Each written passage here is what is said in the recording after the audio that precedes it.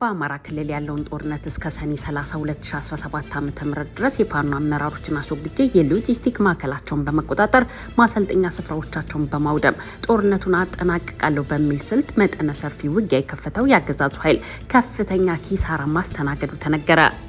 የፋኖ አመራሩ አስረስ ማረ ዳምጤ በጎጃም ቀጠና ሰኔ 22 2017 ዓ.ም አገዛዙ የከፈተውን ዘመቻ በተመለከተ መልእክት አስተላልፈዋል። ለዚህም በሞጣ ከተማ ከሌሊቱ 10 ሰዓት እስከ ረፋዱ 4 ሰዓት በከተማው መሃል አደባባይ አየር ማረፊያ ላይ እንዲሁም ማርያም አካባቢ በፋኖ በተወሰደ እርምጃ የአገዛዙ ኃይል ላይ ከባድ ኪሳራ ማድረስ መቻሉን ተናግረዋል። ከዳንግላና ከአዲስ ቅዳም አቅጣጫ ወደ ፋክታ የገባው የአገዛዙ ጦር ላይ የፋኖ ኃይሎች በከፈቱት ከባድ የመልሶ ማጥቃት እገታ ከተማ በፋኖ ቁጥጥር ስር መግባቷን ነው የተናገረው። የፋኖ አመራሩ አስረስ ማረ ዳምጤ ኮይን ውሃ ወደ ደጋ ዳሞት እና ደንቄ የገባው የአገዛዙ ኃይል በደጋ ዳሞት ፋኖ ከፍተኛ ጉዳት ደርሶበት ወደ መጣበት መመለሱ ሲታወቅ ከአዴት በር በብራ ዳማ ወደ ዋሸራ ከባህር ዳር ወደ ብራ ዳማ እንዲሁም ወደ ዋሸራ ከገባው የአገዛዙ ጦር ጋር ደግሞ ከጠዋቱ 12 ሰዓት ጀምሮ በከባድ ውጊያ ትንቅንቅ ላይ መሆናቸውን አስረስ አክሎ ገልጿል። የፋኖ ከፍተኛ አመራሩ አስረስ ማረ ዳምጤ እንደተናገረው ከባህር ዳር ወደ አዴት ወደ ዞማና አስትሪዮ የመጣውን የአገዛዙ ኃይል አስትሪዮ አሸመን ጉደር ሜዳ ላይ ከንጋቱ 10 ሰዓት ጀምሮ በከፈትነው ውጊያ አሽመድምደነዋል ሲል ተናግሯል። ከጎንደር ተነስቶ በልዩ ግዳጅ የተላከው የአገዛዙ ጦር 74ኛ ክፍለ ጦር በፋኖ ክፉኛ በመመታቱ ተጨማሪ ጦር ተልኮለት በመዋጋት ላይ እንደሆነም አክለው ተናግረዋል።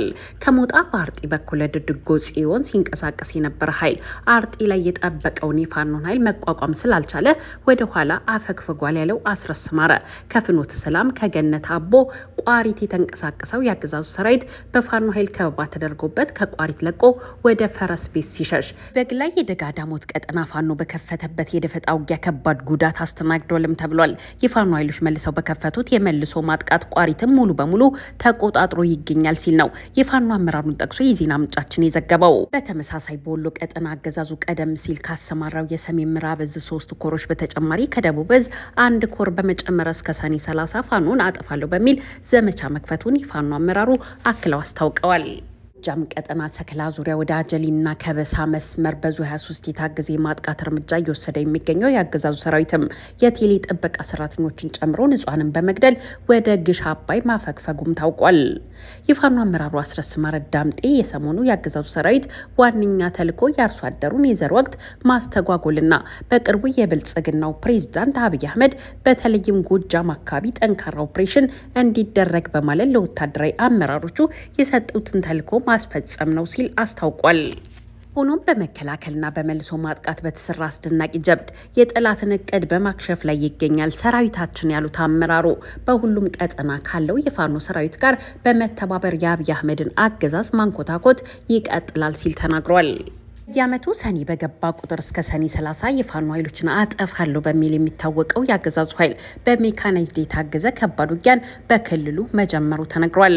የአገዛዙ ጦር ደቡብ እዝ 1 ኮር ምዕራብ ወሎ ብርጋዴር ጀነራል ዘውዱ ጸጥ አርጌ የሚመራው ኮር ደወሎና ሰሜን ወሎ የእጁ ዙሪያ በኮሎኔል ቢራራ የሚመራው ኮር ደግሞ ራያ አካባቢ እንዲሁም በጀነራል አብርሃም ሞሲሳ የሚመራው ኮር ደግሞ ወደ ላስታ በማዝመት በከፍተኛ የሜካናይዝድ ጦር ታግዞ በሙሉ ኃይሉ ወደ ማጥቃት መግባቱን ማሳውቋል። የፋኖ ኃይሎች በበኩላቸው የአገዛዙ ኃይል የከፈተውን ማጥቃት እየቀለበሱና የመልሶ ማጥቃት ውጊያ እያደረጉ እንደሚገኙ ይፋ አድርገዋል። በኮሎኔል ቢራራ የሚመራው የአገዛዙ ሰራዊት 1 ኮር ሰሜን ወሎ ዞን ጉባ ላፍቶ ወረዳ ሀራ ከተማ የነበረ ማዘዣውን ወደ ራያ ቆቦ በማዘዋወር በከፍተኛ ሜካናይዝድ በሞርታር በዙ 23 በብረት ለበስ መድፎች እና ቢኤም ታግዞ ራያ ቆቦ ጮቢ በራማያ ኩቢ ቀረንሳና በወይባ አቅጣጫ ለተከታታይ ቀናት ውጊያ እያደረገ እንደሚገኝም ተጠቅሷል።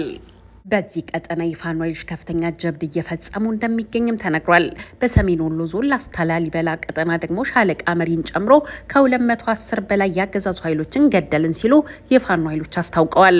አገዛዙ በአካባቢው የፋኖ ይዞታዎችን አስለቅቃለሁ በሚል በከፈተው ውጊያ ከፋኖ ከፍተኛ የመልሶ ማጥቃት ውጊያ ተከፍቶበታልም ተብሏል። እዚህም ፋኖ ባደረገው የመከላከልና የመልሶ ማጥቃት ውጊያ በርካታ ያገዛዙ ወታደሮች መገደላቸውን የዜና ምንጮቻችን የፋኖ አመራሮችን ዋቢ በማድረግ ዘግበዋል። በዚህ ቀጠና ሰኔ 20 2017 ዓ.ም በተደረገ ከባድ ውጊያ በመቶዎች የሚቆጠሩ የሞትና የአካል ጉዳት እንደደረሰባቸውም የዜና ምንጮቻችን አክለው ዘግበዋል። ውድና የተከበራችሁ አድማጭ ተመልካቾቻችን አብራችሁን ስለነበራችሁ ወዳችሁና ፈቅዳችሁ ስላዳመጣችሁን ከልብ አመሰግናለሁ።